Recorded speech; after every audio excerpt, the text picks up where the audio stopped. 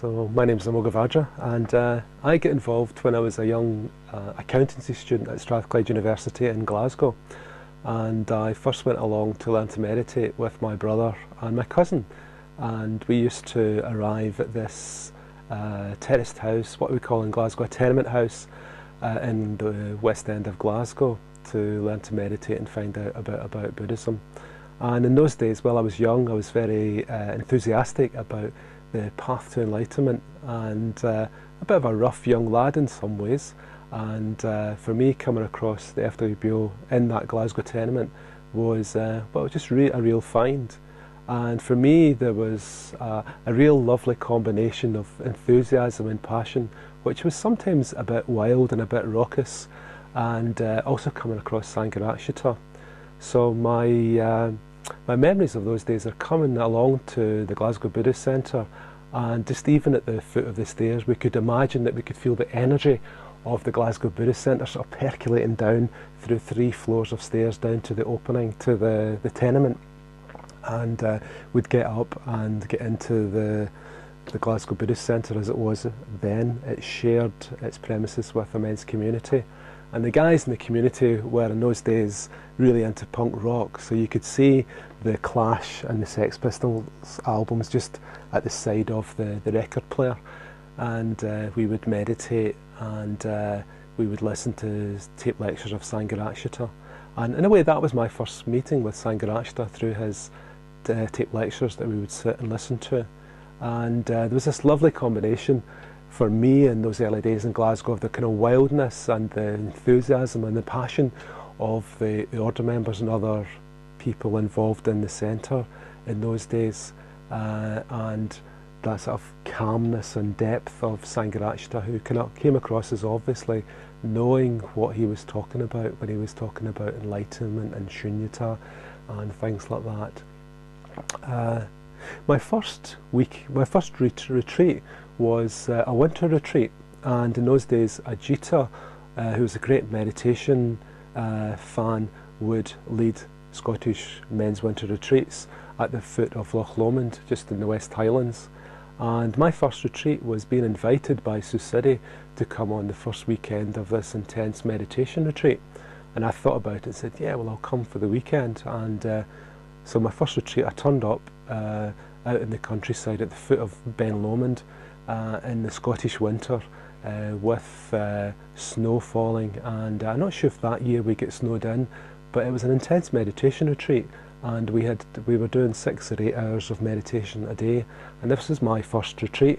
So I stayed for the weekend, and I loved the meditation, and I think I got a lot from Ajita's sort of skillfulness in leading us through some intense practice.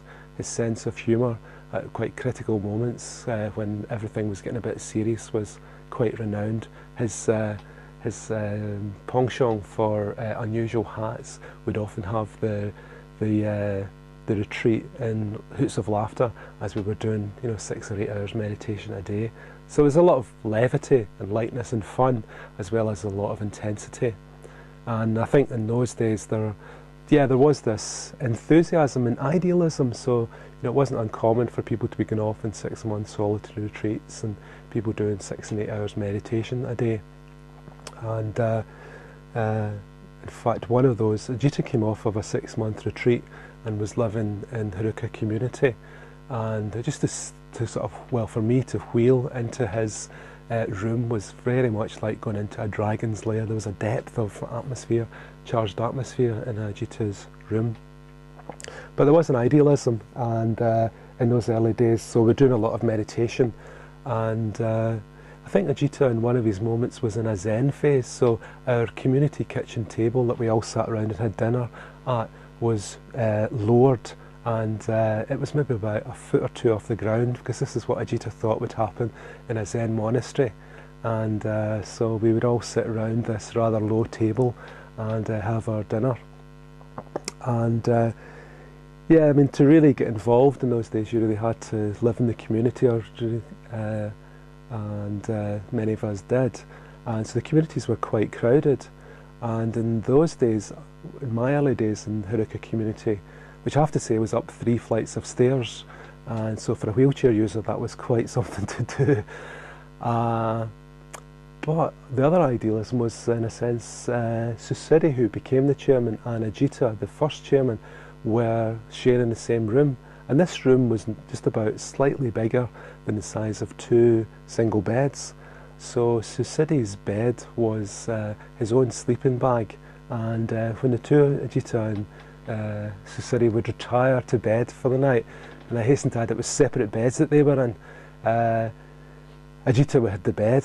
So Susiri would go underneath Ajita's bed and get his camping mat out and get his sleeping bag out and just unroll his camping mat and put down his sleeping bag, and that was where Susiri, who was the chairman, would sleep. So that was the sort of passion for living in the community that was around. Sangharakshita came to visit, and you know, so it was a kind of rather wild community with this low table and punk music and played at all sort of hours.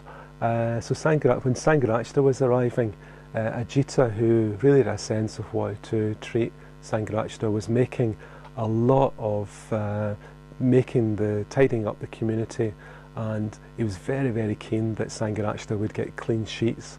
And for a young men's community, that was, oh, why would he want clean sheets? But Sangharakshita had to have clean sheets, so there was some degree of decorum.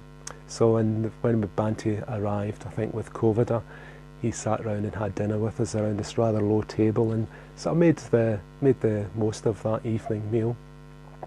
And then we had some question and answer sessions with Sangharakshita, with Bhante, and again it was lovely because you could see this sort of depth of communication and understanding with Sangharakshita, and I'm really taking in the people that were asking questions and really getting a sense of why they were asking what they were asking. And so it was great, it was really inspiring to come across both the passion and the kind of idealism, sometimes the kind of wildness of the early days of those Glasgow days, but also the kind of depth and profundity of Sangharakshita. So I still hope and aspire to those kind of passion for the ideal, and maybe not in such a unthought out way these days.